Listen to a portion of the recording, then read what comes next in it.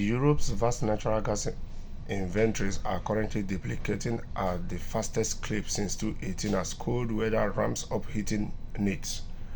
According to gas infrastructure, Europe data storage is just over 70% full, compared with about 86% a year ago. Gas inventories currently are 25% below last year's peak, making the biggest drop in 7 years. The lower that end March shortage levels are, the harder it will be for the region to refill ahead of the next winter.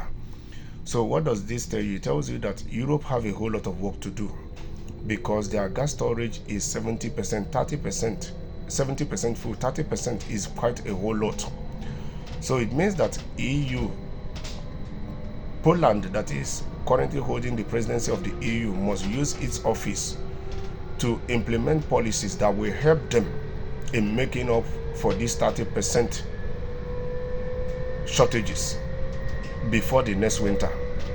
Because if not, it is going to affect the economies in the EU, it's going to affect the prices of essential commodities in the EU, it is going to affect the goods and services that EU render within the EU and outside the EU.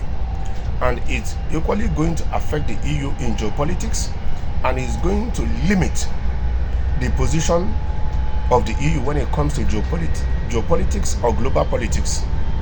And it might make the EU to lose the grip or the influence they have when it comes to international politics.